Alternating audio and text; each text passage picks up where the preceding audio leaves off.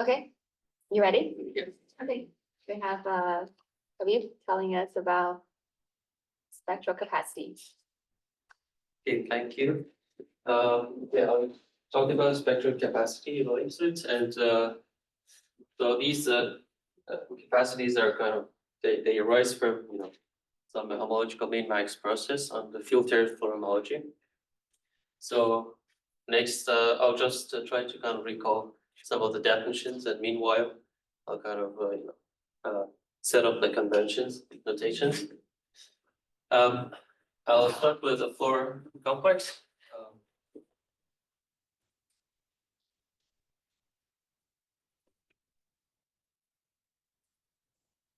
So you take your symplectic manifold. My voice is a bit strange because I'm have a phone.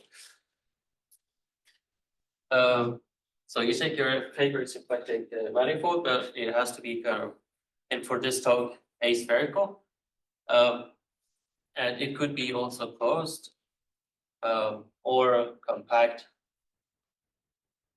with contact with boundary.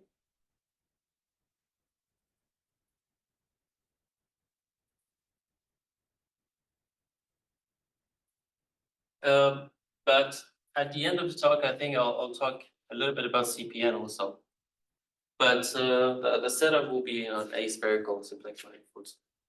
But of course, you know very well that everything kind of is true for all closed symplectic manifolds, mostly. Okay, so you take your symplectic manifold and you take a Hamiltonian, which is a time-dependent Hamiltonian. And the way I associate the Hamiltonian flow to this is through this equation. And if I solve this, this phi t will be the Hamiltonian flow, and phi 1 will be the time 1 map, which is called the Hamiltonian diffeomorphism. So the Floer complex of H, for the differential, you would need some almost complex structure. Family of almost complex structures is generated by fixed points of the time 1 map, unfactable. And we work with Z2 coefficient, and also so there's a differential, which kind of counts twisted automorphic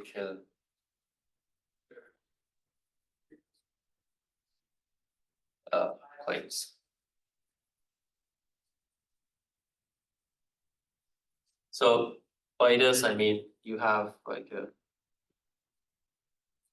holomorphic map into W, and also it's kind of, it satisfies this twisting property. And for this to kind of work nicely, you would need to assume that your family of almost complex structures is also twisted.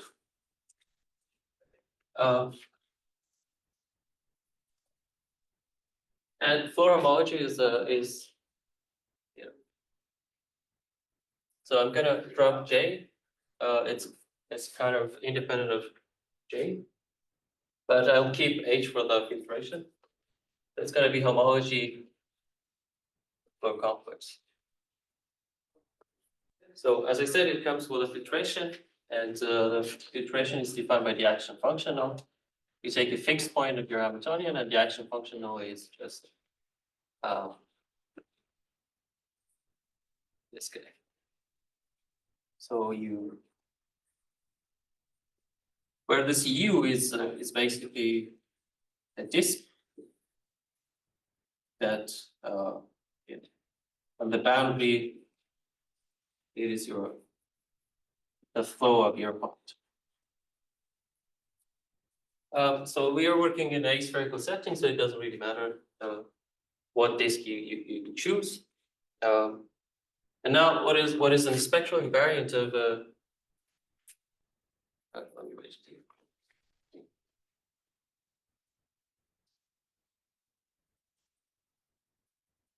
Spectral invariant of let's say a Floer homology class is defined as follows. So you take so basically, so what is the filtration here? You take so you define HFT to be the homology of the Floer complex, taking only the points with action is smaller than T. So this is like a filtered homology, and here you define the spectral invariant of sigma with respect to H to be infimum of T, where sigma is represented in CF smaller than T.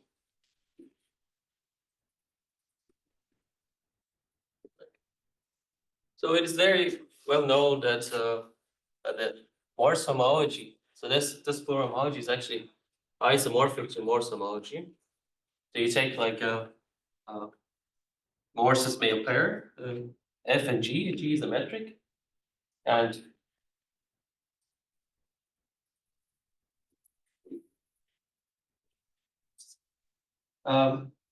this morphism is called the PSS morphism, and it's an isomorphism between these two. So in the open case, because we're going to be working on the balls and M, so they kind of they're like compact with contacted boundary. So if you're working with in the open case, you would have to kind of choose this data a bit carefully. So if you have let's say a ball, you would want, you take a compactly supported Hamiltonian. I don't know if I said here that always H is a compactly supported Hamiltonian. You would want to kind of, for this H to be radial at infinity, maybe for the purpose of this isomorphism to work, you want this slope to be a negative slope with a very small slope. So all these things that you first kind of perturb everything, make it non-degenerate. Also make sure that in the open case you're kind of radial at infinity, and things work out, and then you can kind of, by continuity of things, you can also there are conjugation maps. You can extend everything to come back to support the Hamiltonians. I'm just going to call this. Sorry. Question on the definition. You want sigma to be represented in the complex or in the homology? No, this is like a homology class. And then, so this sigma, if it is represented in this complex, so if there's a representative of sigma, that that consists of all orbits. You include the map. It's including the full homology. So yeah, okay, fine. Yeah.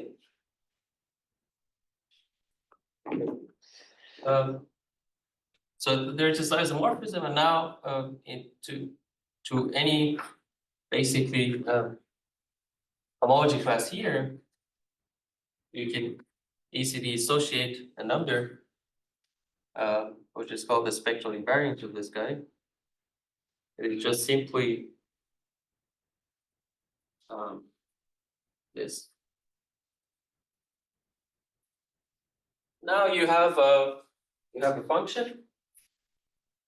Maybe I have a plan for this function, so I'm gonna have to erase some of these.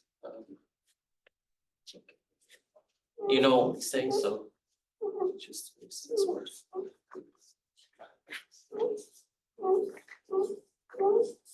Okay.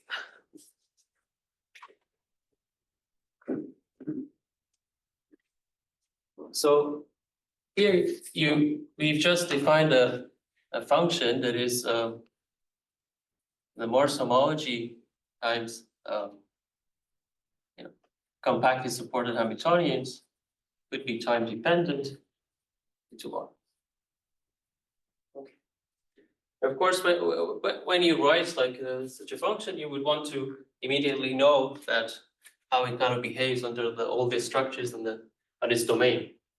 So we have a bunch of structures here. So there is the cap product and the Morse homology. There is a structure of an abelian group.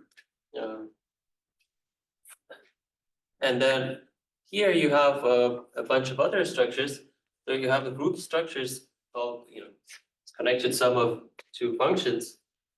The way it's defined, you take H plus K, O phi t inverse, where the phi t is the flow of H. It's supposed to the flow of this guy is supposed to be the composition of the flows. So you have also a summation here. You have like a modular structure over R. You can this action is kind of a bit different. So the way it acts is like this. It also multiplies the time coordinate. So it kind of generates the if phi t is the flow of H, this generates phi t to the n. There are some other structures. So this guy is actually the inverse of this operator. It's kind of because it plays a role in the talk. I kind of write it separately. And there is a partial order on the right, which is just pointwise comparison of two functions. There is the algebra structure on the right. What else? There is one more thing, I guess. Yeah, that's it. Yeah. And we would want to know how it kind of. Wait, when you say modulo this modulo over R, is it modulo over Z more like? Is it, you want like time n flow, right? Yeah. So if your Hamiltonian is not autonomous, then what? Yeah, I guess maybe it's not like a modular structure, but it's what I mean is by this I mean when you take something a constant in R and you act on the Hamiltonian by this formula, which is supposed to kind of you could also, I mean, the only thing I would care about here is integers. Like at the end, I'm not going to use actually this at all. I'm just saying that it exists, such a thing, and it kind of it's kind of not easy to study this operation, like how the spectral invariants kind of change under this.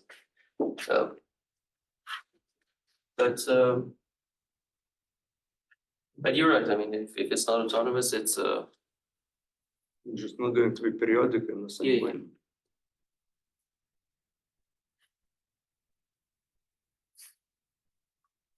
But let's say yeah, it's fine. I'm not going to use the lint also. Okay. If there's something wrong there, let's just leave it on site. Okay, so the way spectral invariants are kind of behaving with respect to these operators is the following. So if you take maybe I want to write the cap here so that it's easy. If you take a cap product of alpha and beta, and you take H sharp K, then you get there's called triangular inequality. So here, when you do alpha plus beta just with some H, it's bounded above by the max of these guys. It's easy to check.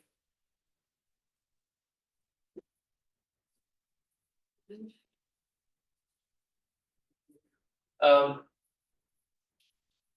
here you have a summation. So when you have like a class H plus K, it's kind of a question whether it is bounded above by the maximum of these guys. And there are many works on this. At least when, you know, the supports of these guys is disjoint.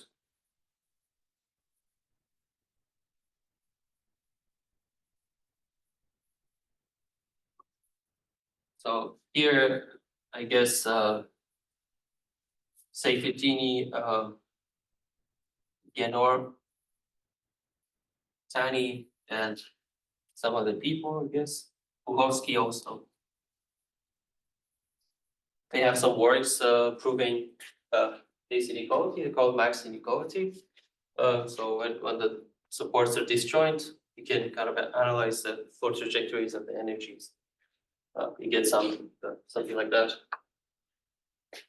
So here is also, you know, this when you do this operation, you get kind of, you know.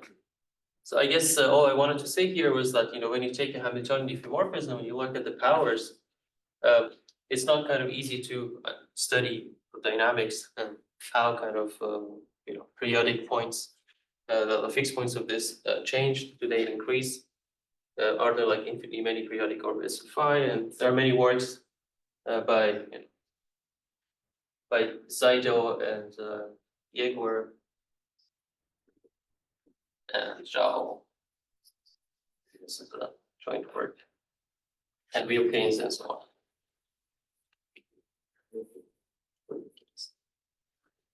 Okay.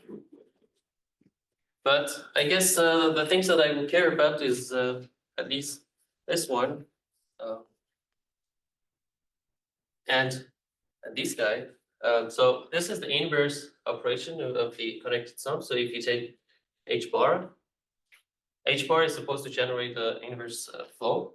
So you can show that basically spectral invariant of the maximum. So if you take a Morse function here, a nice Morse function with a unique maximum, let's say, and you look at the spectral invariance of this guy with respect to H, or just any class maybe. I do want to say only max with respect to H bar. Then what happens is that you get basically the minimum with respect to H. This is how kind of related the spectral invariance of the inverse flow and the spectral invariance of the flow. And you have, so this is of course I will use later in the talk. And here you have inequality, the monotonicity of the spectral invariance. So you have this if H is point smaller than K. So this uses some of your assumptions, right? That's right. Yeah, I mean, we're at least aspherical. Yeah. So if not aspherical, then you would have to look. I'm just making, just remembering. And also, I mean, in our well, this system, is contact type boundary or closed. These are like two different cases. yeah. Okay. Exactly. But in our setting, it actually always holds. So even on CPN, it holds. This guy. Maybe in contact type boundary, there's a delicate point that somehow max exists for H bar and min exists for H. Yeah. Exactly. Yeah. Okay.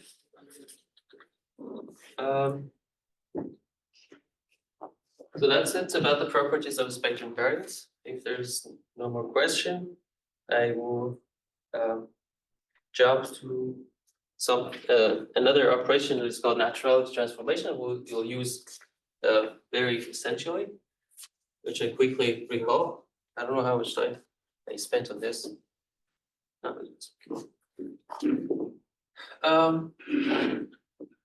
But let me also maybe before doing that, I need to define. Let me just make this precise as you kind of mentioned. in the open case, when you take a homology class and compactly supported Hamiltonian, first you want to make it non-degenerate inside and also a small negative slope for this to work. And I will denote that by something like this. So that's what is this RS? So I'm going to connect some with another function, and it will give me this negative slope at. So that S is kind of a negative number and it's very small, and it's supposed to be the slope. So this guy will give me this negative slope at infinity, and then what I want to do. So the way the spectral invariant for this H is defined is this, that you take, so a spectral invariant for this system is defined, and you take these guys and then you take limit of this guy for S going to 0, and then this is how spectral invariant of H is defined. And I need to say what is RS. Well, RS is just SR. What is R? Let's say it's something like this. Maybe I'll first draw a picture and then write down the formula. So what it is supposed to be, you have like a compact manifold with a contacted boundary. It is something here, but near the boundary you can complete it, and you have this radial direction. And how the way this R is supposed to be is kind of supposed to be constant, and then from somewhere on, from some radius on, it's going to start kind of being increasing with a slight positive slope. So let me write.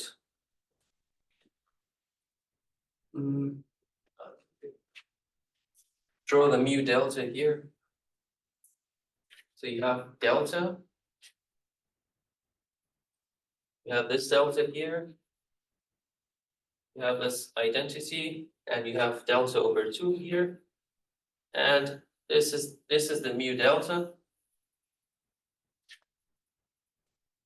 And this guy is kind of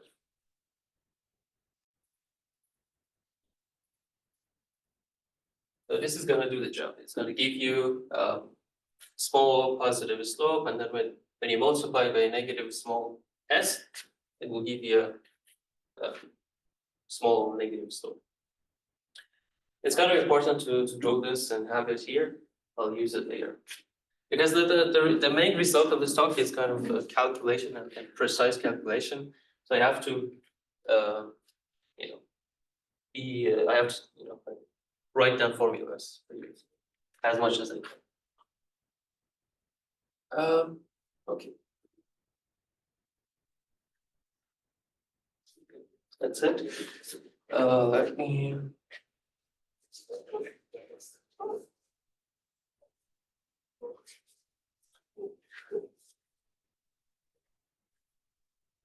And so I need to. So I'm about to kind of. Well, let me first just here define the spectral norm of a compactly supported system. It's just easily defined to be this guy. So from here on, the backside will just write it 1, the unit. So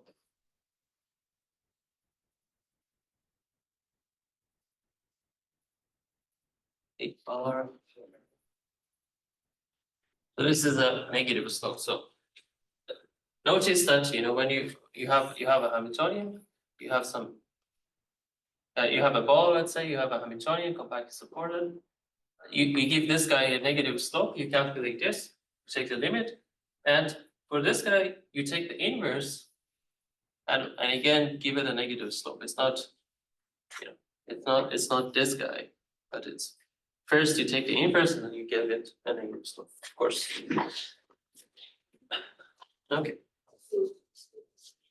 That's the spectral norm. a compactly supported Hamiltonian. Now I want to talk about the naturality transformation, which is also, we're still kind of talking about the properties here. Naturality transformation is also a special case of this guy, where you have your kind of, you have a Hamiltonian, let's say, take a Hamiltonian, generating a loop of Hamiltonian diffeomorphisms. Let's call it IT.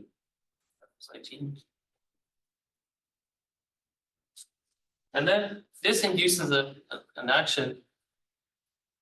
Like if you take any compactly supported Hamiltonian, it induces a map on these four complexes.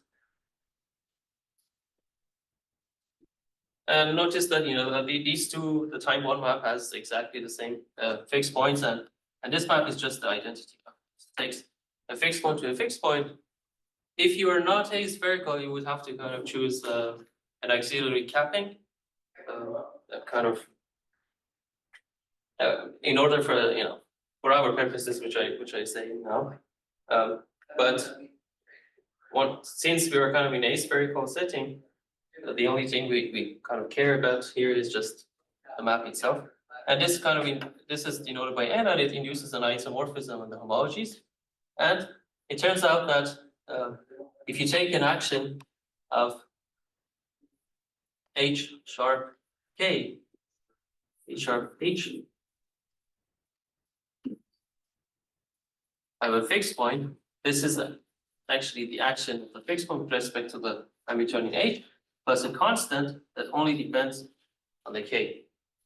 In general, it will depend on that auxiliary choice of capping, but here it doesn't really matter what capping you choose when you're aspherical. So is K compactly supported or no? K, not necessarily, no. I think if it's compactly supported, then CK would be 0.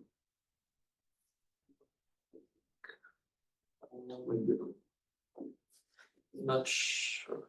Yeah, maybe. But here, right now, I will give an example of a naturality transformation, which is not compactly supported, which is the only one that we work with. I'll write it there. An example. You take the ball or Cn, and you take S map. This will generate the loop psi t.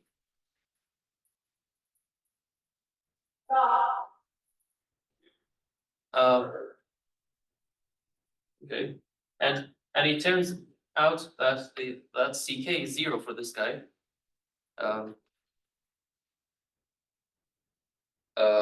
And in particular, if you take a compactly supported Hamiltonian on a ball, let's say here, then this isomorphism from H to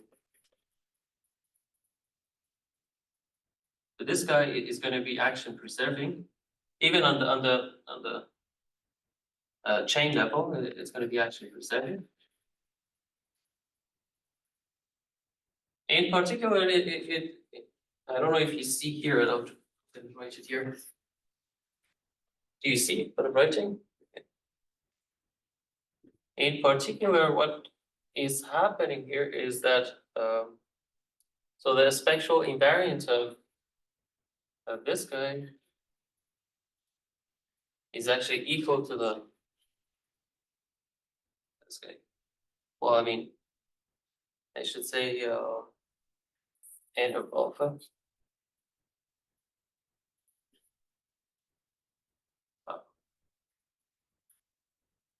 So you have this property. Okay. Yeah, that's all I wanted to say about this. Now I introduce the main object of this talk, which will the main number, like numerical variant that we want to calculate. So I will erase here.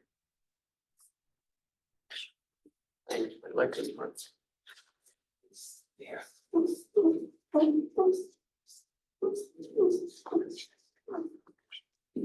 So spectral capacity.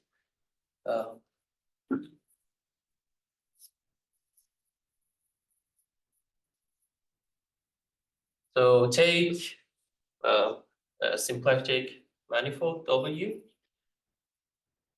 take an open subset. The spectral capacity, let's call it gamma of U. C gamma of U, and that's going to be a supremum of spectral norm of H, where H is compactly supported in U. Right. This is the spectral capacity, and we want to calculate this for kind of balls and ellipsoids. But before that, let me tell you that this guy is closely related to the very well-known Hofer-Zehnder capacity. It's an upper bound for this guy. And it's also bounded from above by twice the displacement energy, if your open subset is displaceable. Okay. And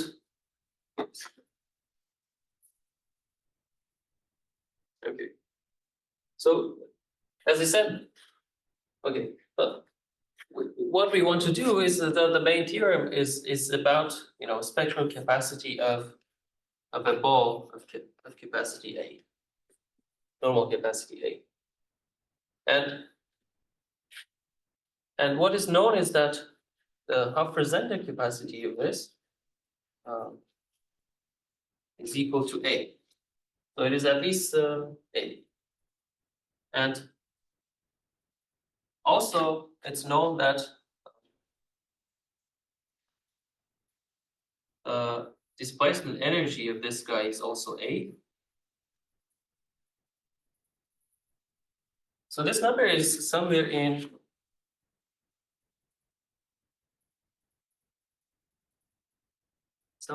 this interval, A and 2A. Right.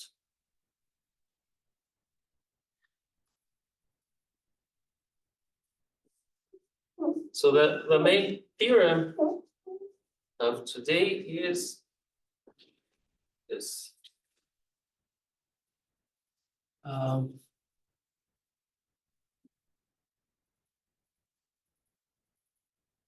At the very beginning, I forgot to say that this is the most important part of it. It's the joint work with Marcelo Atallah and Cant. So that's theorem AC.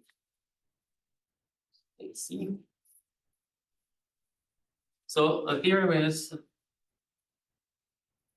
that this guy is actually equal to A. So the lower bound is obvious, but the hard part is to prove that it's bounded both by A also. But before kind of trying to prove this, let me tell you a few corollaries of this, which is about ellipsoids. Does it matter what is W here? Like, I mean, U is B of A. Yeah, it's like it's a very good question. It completely depends what W is. The W here is Cn. Sure.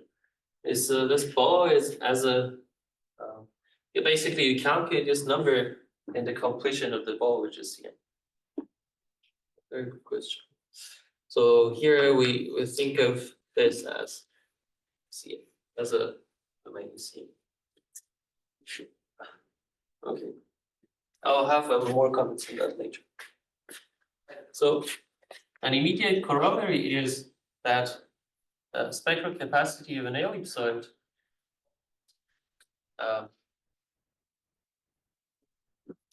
where the convention here is that this sequence of numbers is increasing. A1 is the smallest one, AN is the biggest one. So this guy is equal to AN if AN is at most twice of A1, and it's twice of A1 if AN is bigger than twice of A1. So the graph of this, it will have a simple graph.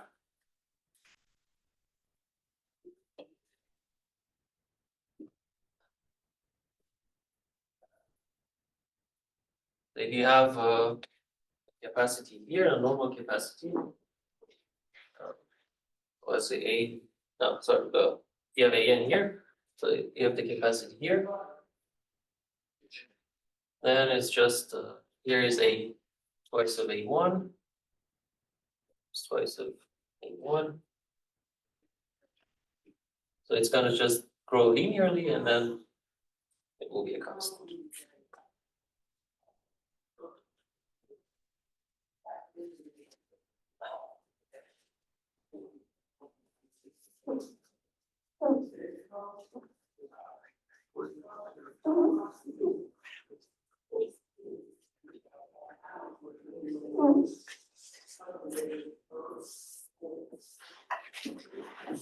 So another corollary of this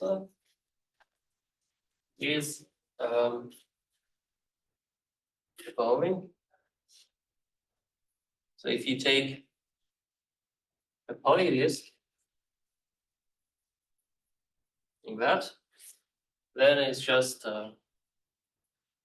A1 if n is equal to 1. So if n is 1, you have to just have a disk, and this is spectral capacity will be equal to A1, just the main theorem. I mean, it's not a main theorem, it's a two-dimensional disk, and it's kind of easier to prove. So. If n is at least 2, then this is twice of A1. And so, yeah, it might be a bit mysterious how one gets these results from the main theorem. And it's because I haven't told you this other lemma that we prove. So take again W, let's say a spherical, or Cn, or minimal mass number at least n plus 1, and take a disjoint union of two balls inside some open subset in W. Then you can prove that the spectral capacity of this guy is at least n at A plus B. Now maybe it's easier to see why it is out. I can maybe, depending on how much time I have, I have yeah, sure. Let's see, what else do I want to say? Okay, maybe I'll list a few of the results, and then if there's time, I can prove maybe the main theorem.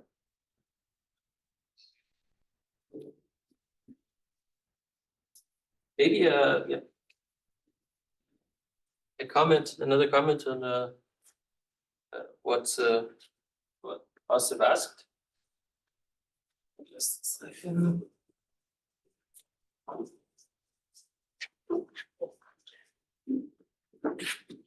So you might want there, so Anton Petrovich, I think in their 2003 paper, they proved something like spectral capacity of CPN is one,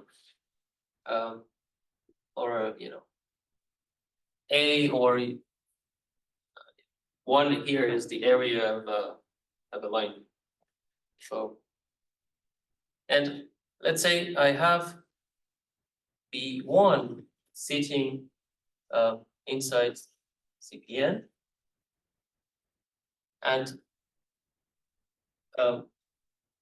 so you might wonder now that the main theorem could be proven as follows. So if you have a Hamiltonian that is compactly supported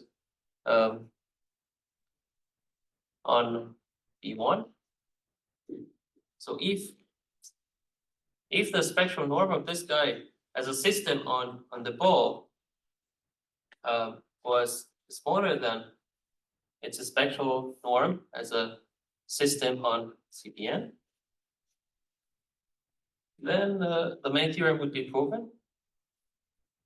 But this does not hold necessarily. And counterexample would be if you take a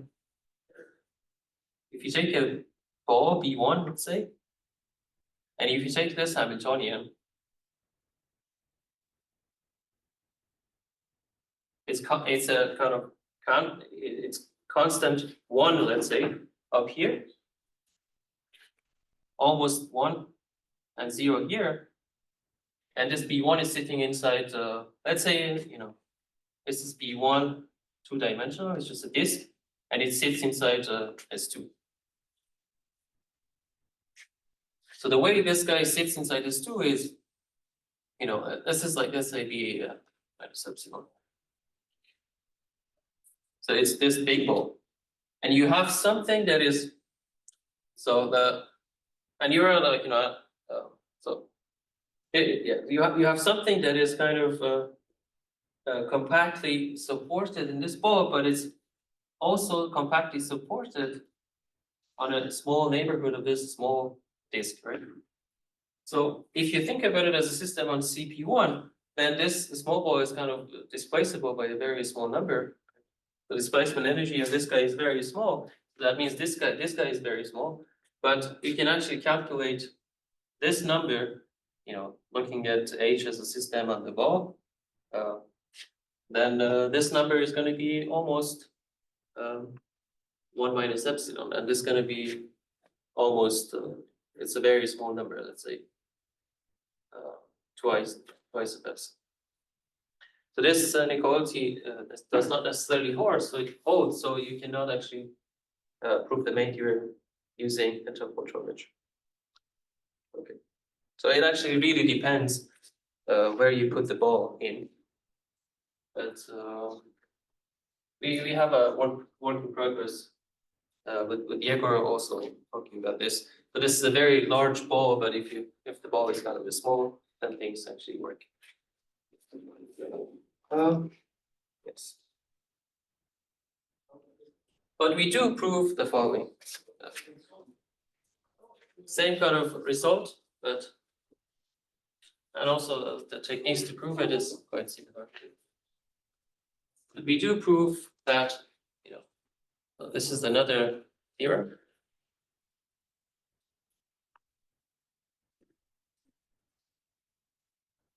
The spectral capacity of a ball as a domain inside CPN indeed is equal to A.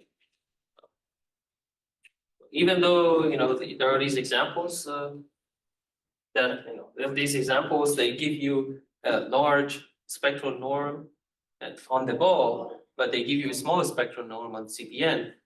But it turns out that there are actually maybe some other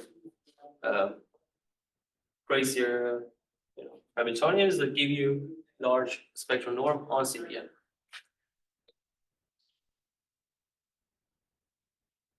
So corollary of a combination of this lemma and the main theorem is the following. This is Gromov's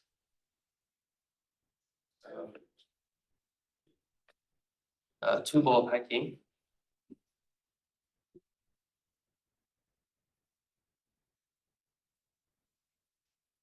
So if you have, let's say, a disjoint union of two balls symplectically situate inside E1, then A plus B, this is one of these. Yeah, because of the lemma, you have a spectral capacity of A plus B, but the spectral capacity of BC we've proven to be just equal to C. And also, this lemma works, on CPN. So the two-ball packing problem with CPN is also okay. So if you have, it falls kind of sitting inside CPN, then A plus B is equals 1. Well, this, proving that lemma and combine it with Entropol-Trowbridge also gives you, it gives you this. Well, indeed, yeah. It does not. Here we don't use the main theorem. We just use the Entropol-Trowbridge, which gives you, spectral capacity of this guy is 1. But then we prove the lemma, and it gives you the two-ball packing on CPN. Okay. I guess that's about all the results.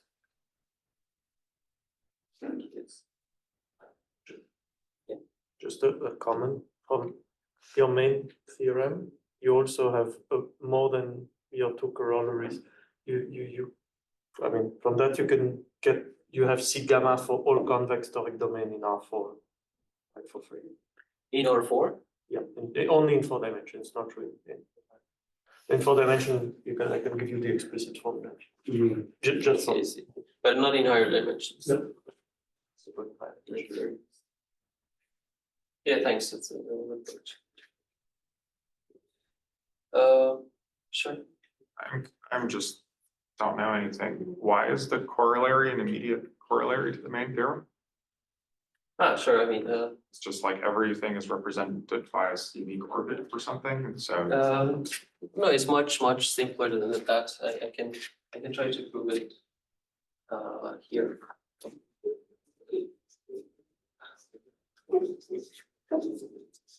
So you have spectral capacity of this guy. Let's say AN is smaller than twice of A1, right? I asked about that one, which is not the answer.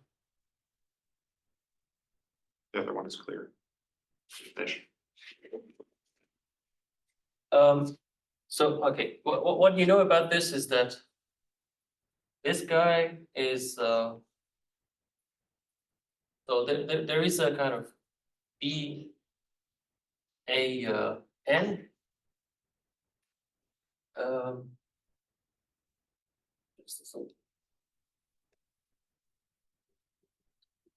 well, okay.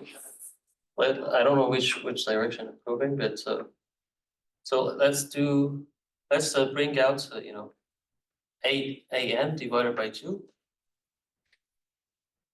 What I'm gonna get is something like this. But now because AN is let's say bigger than twice of A1, this is smaller than 1. That means it includes E1 or it sits inside E1, E2. Then here it could be anything. AN divided by 2. But this guy is bounded from above by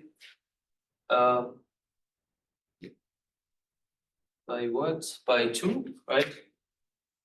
This is the displacement energy of this guy. So this is like the capacity of this guy is 1 and displacement energy is twice of it. So this is bounded. So that means the spectral capacity of our thing is bounded above by AN. I am a bit confused. Just a second.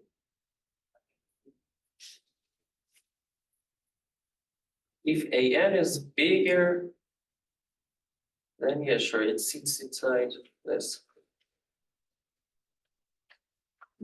What do I want to prove? You want?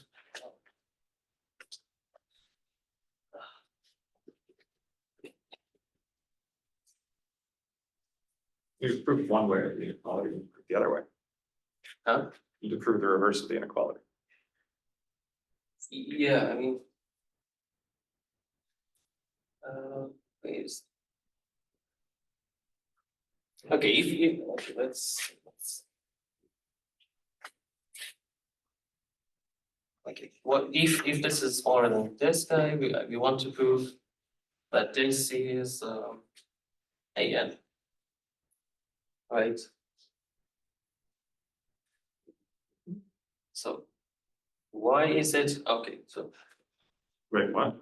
No. No, you haven't finished. You have to show that. So you show that this is your still proving case 1. You proved half of case 1. You need to prove that. no, I know. I kind of left this behind for now. Okay. I want to basically restart. Okay, if this is smaller than this, I want to prove this. This guy. So here, when you have such a thing, so E sits inside the AN, right? It's like the biggest, AN is the biggest number. Do you have some assumption that A1 is less than or equal to A2 ... is less than or equal to Yeah. It's like an increasing sequence. It sits inside here, and the main theorem tells you that this guy is bounded above by AN. That's the spectral capacity of this guy, which is equal to AN. That's one thing. Now I want to prove the reverse inequality. I want to prove that it's at least A1. Let me erase this part.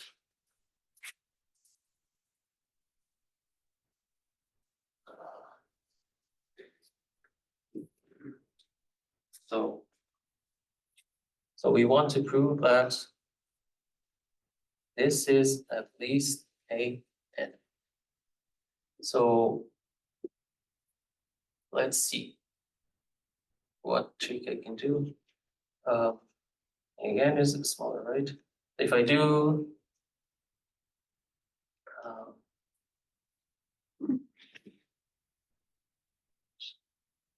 if I do this, maybe it's gonna work.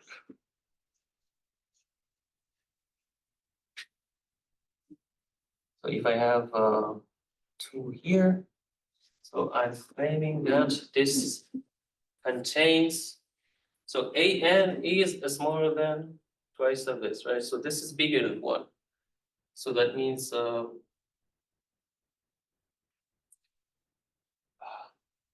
confused.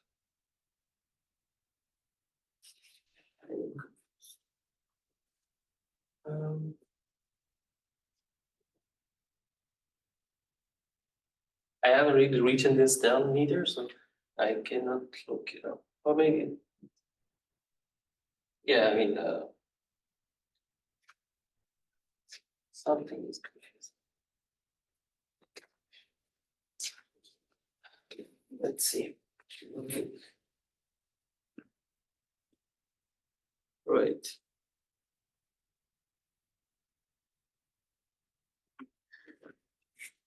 I want to show this at least A, and that's really like even You easier want to divide everything by 2A1 or? to A1. Uh,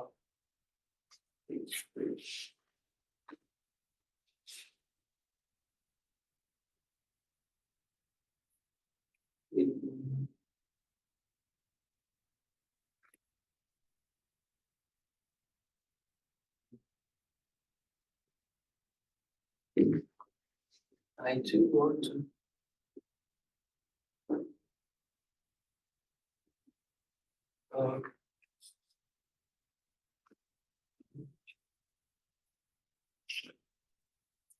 Maybe you want to use the lemma somehow. Yeah, and somewhere I have to use this when AN is at least twice of A1, then I can use it, right? So, There's a different case. Okay, sorry. yeah. Yeah, let's not jump to the different case. Let's resolve this. How do you prove that it's at least A1 again?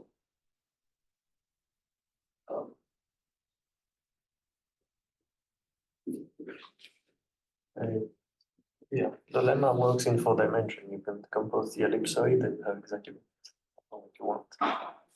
Because you have like ball of size A1 plus a ball of size equal to minus A1. That you can fit in like pictures. Well, but the higher dimension it's a bit more sketchy.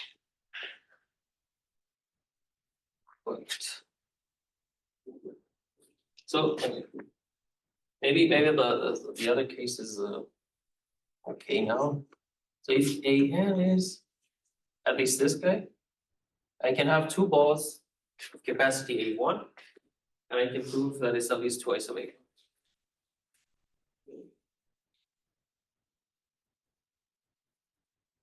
That's my limit.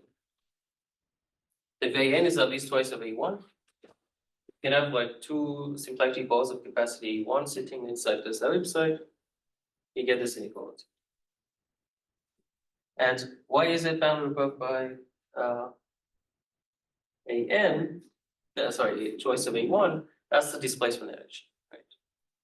So you have this guy is displaced by something with energy A1, and this guy is bounded above by twice of that. So this is displacement energy, this is the lemma. At least one case is proved, right? So this is when at least twice of A1, you get that constant function. It's hard to think here, like when on the board. But the other one, you can replace 2A1 AN by 1, right? And then do what John did. Like this? Yes. And this is going to contain 2 balls of plus T1. Yeah, sure. So this contains 2 balls of capacity 1. So if that is 2, then you get at least AN. Thanks. Okay. So everything is, I hope, yeah, it was super confusing, but you can see it's just stupid. So technically, that corollary is a corollary of main theorem and lemma. Yeah. Handle it. Yeah. Yeah, use little lemma like 3 or 4 times in a row. Yeah. Just to wash it away. Let's do the polydisc. So it's much. The polydisk is very simple, right? So you have like when n is at least 2, you have like this. It's like a toric picture, and you always have like 2 balls sitting inside this guy, and the displacement energy is always twice of A1. Where is the polydisk? Here. So it's always bounded above by twice of the displacement energy, which is this guy, and it's also bounded from below by this guy because you have 2 balls of capacity. And the case n equal to 1 is just a 2-dimensional. How much time do I have? Let's see. I don't have much time. 1 minute. So. Okay, it's fine. I did state everything. Only maybe, and I gave you one broken proof, but okay, that's it. I guess. Thanks.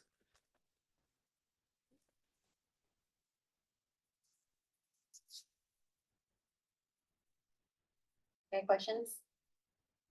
And maybe you can tell us a little bit about like what did you Yeah, use? the proof. Okay. So there is a nice way to bound the spectral norm. So it was used by Petrovich maybe the first time, and then Kislev and Shedrukin, they used it. And it gives you kind of, and it goes through naturality transformation, and it gives you like a sharper bound on the spectral norm. So we're gonna go just use that. So the one way is easy, so it's bounded from below by A. By Hofer-Zehnder is A, or you can just cook up examples like this. Functions like this. You have, let's say the capacity is A, you take this function A squared, like maximum of that with 0, and something like this, and will give you the capacity equal to A. And if you want to bound it from above, this is how it goes. So you take like any compactly supported Hamiltonian H. It's going to be short, maybe 2 minutes. You take a Hamiltonian H, and so by definition, this is something like a constant depending on this is slope, and this is by definition. So you have H.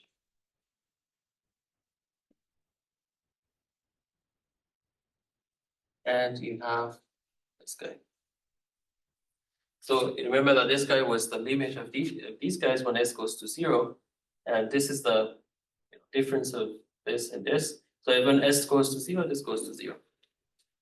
We can actually calculate this exactly what it is, but now I can do this.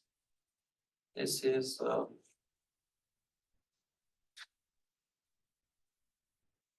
going to get also confusing at some point, so won't be prepared for that. So this is going to be a point. So here I'm using the Poincare duality.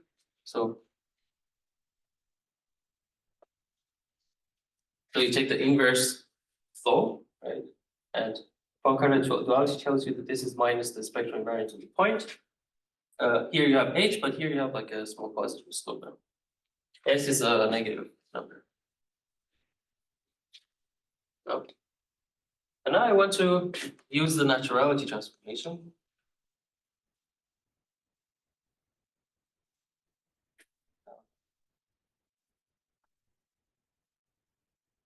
So I want to do, let's say 1 H sharp S plus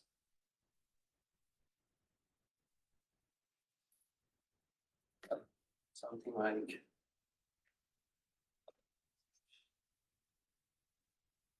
a point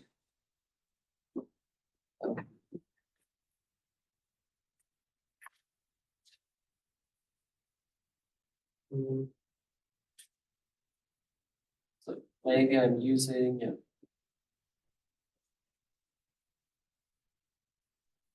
minus 2. Let's see what I get.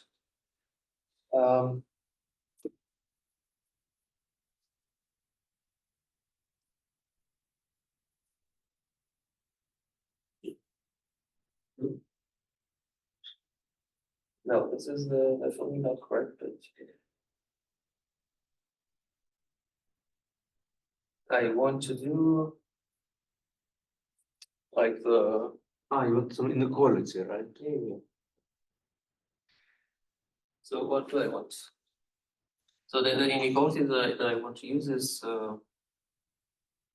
maybe this thing that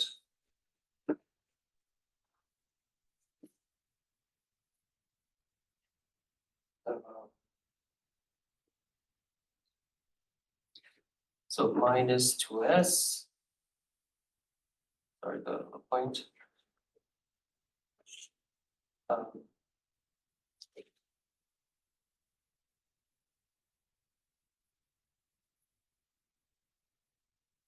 This is a written down.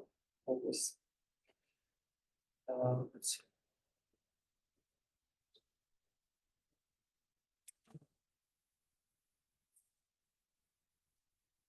Right, I have something else.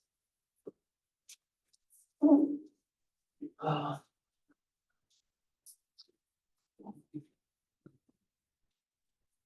So here I want to replace this with so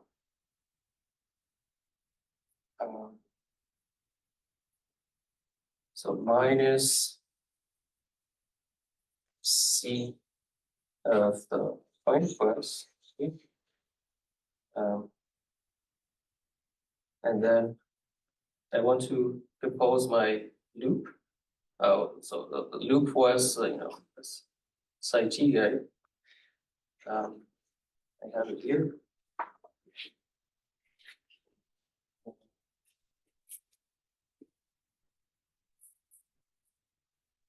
H minus S, right? On the loop.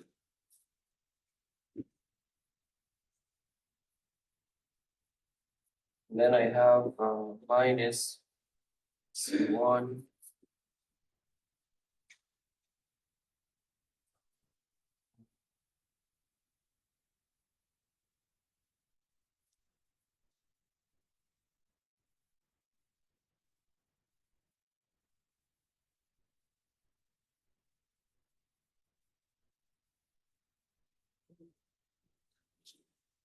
of the loop. Is that correct? You wanna just tell us like what you want in the end, or sorry, we probably shouldn't put you to do calculations on the board. Yeah, it's because it's what those you have to be careful with the Yeah, yeah, slopes, yeah. and it's a bit confusing. On the board, it's much harder. Yeah. And maybe you don't even care. Maybe I can tell you later, maybe after this. But what it does is basically, at the end, okay. What the idea is, the idea is you have this thing, right? Here, you have this thing, and a combination of just this triangle inequality and the naturality transformation will give you something.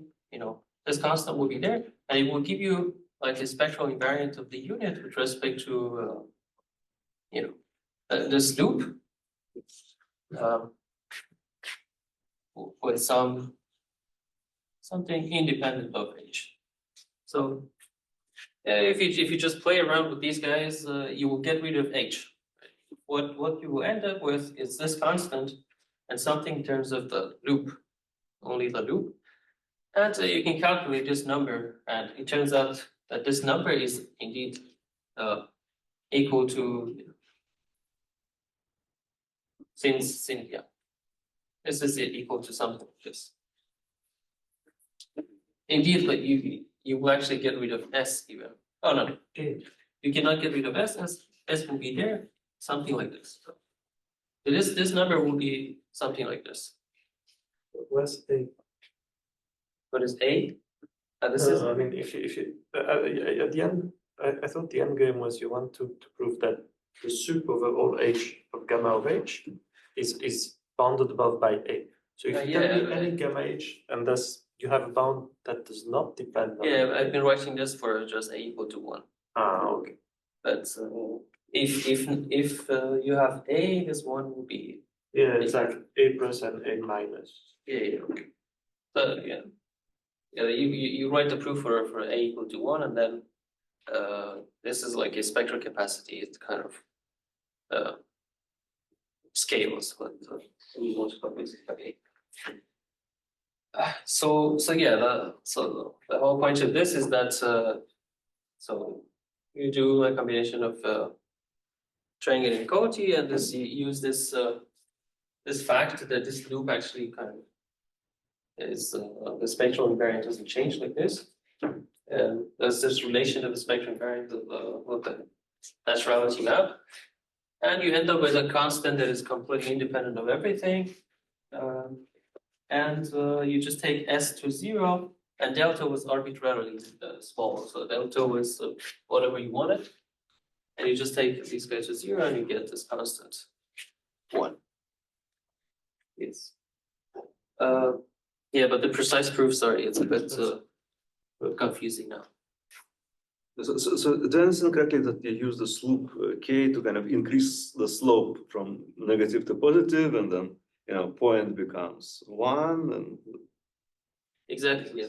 So this k, the mathematical transformation, in the negative slope, you have the class 1, right? You have when you have a negative slope, something like this, you have a maximum of a Morse function, you have the class 1, and then this loop is kind of rotating, a full rotation, it's like a slope 1, and it maps the unit to the point class.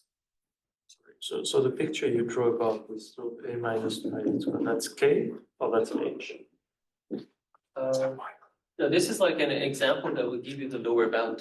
This is like 1h whose a spectral invariant, whose a spectral norm is equal to a almost. Okay. And then in the in your computation you take any h Exactly. and you okay. Go. In the computation, you take like any, start with any compactly supported h, and then you draw this bound. Yeah, so yes, it kind of maps the unit to the point class, and also you can basically replace this term with something in terms of the unit, exactly with the same Hamiltonian, and then you get rid of this, and what is left is something in terms of the k, right? And you can calculate that one. So this technique is kind of, I mean, the same technique that was used by Angel Petrovich, Gustav Shalufin, they kind of. didn't Petrovich use this technique? I don't know exactly. How do they prove the spectral norm of CPN is 1? They use triangle inequality and invertibility of point. Nothing. We do not use loops, but You guys are the one first. is like algebraic replacement of the others.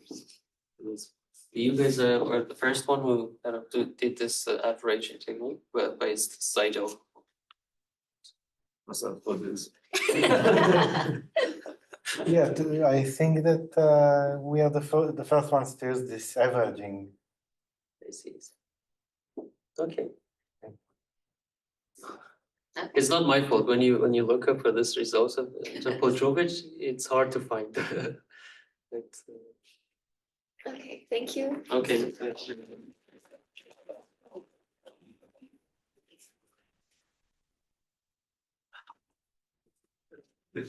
Maybe another informal question. So what can I say about the cases? So do you have a good criterion for C gamma to be finite? So in principle, supremum of gamma h can be plus infinity. Like for instance, if U is a Liouville domain with non-vanishing symplectic homology, then it's going to be infinite, right? If it is vanishing, then by Benedetti incongruence, it's finite. The previous one is a result by Pierre Alexandre Maillot's. And but those are for like Liouville domains, yeah. Well, there was some arbitrary open set like you write. Yeah. So what would be a criterion for this to be finite or not? I mean, in general, if it is displaceable in CN, but If it's displaceable, I would expect it to be finite, right? I mean, I think it's a theorem that is finite if it's displaceable, right? Because probably ever since Matthias Schwarz's paper, this is kind of known. But okay, what do you think about formulating a criterion using Varalgunas homology? That's a symplectic homology with support. to make sure that this capacity is finite. Like, my point is that for Liouville subdomains, you have an if and only if criterion. So thing is bounded, thing is finite if and only if homology is zero, symplectic homology. And it would be natural to guess that capacity of some arbitrary open set should be finite if and only if the Vralgunas homology of this open subset inside the manifold is 0.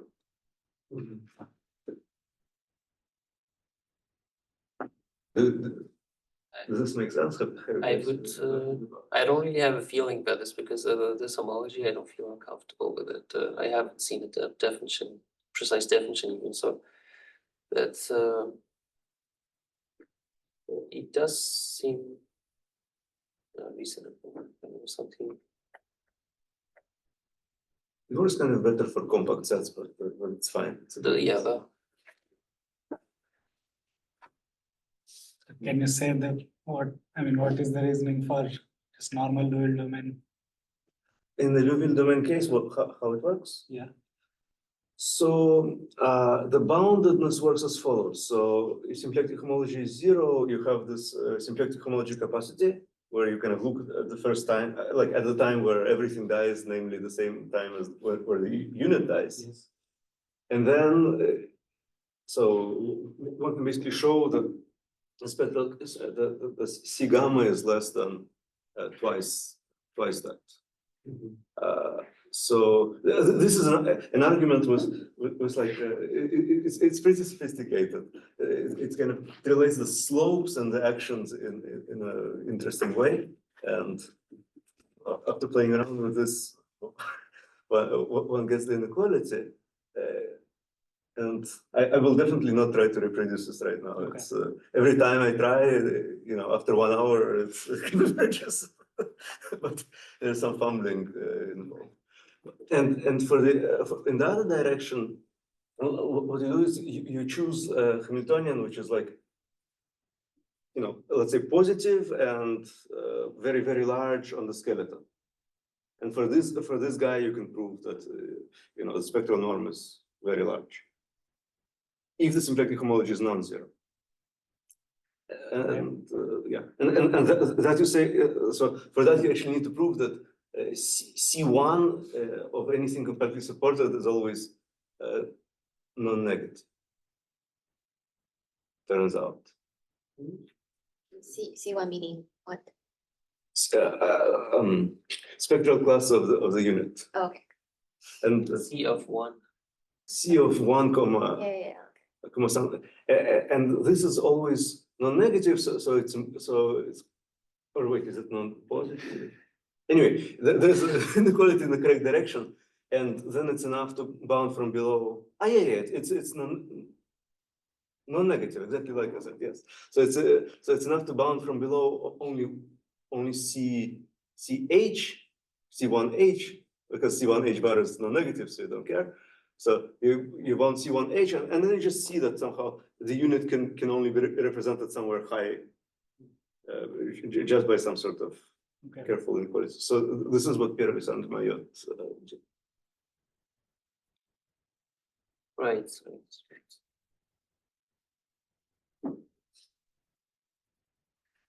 Does anybody want to see another proof of anything?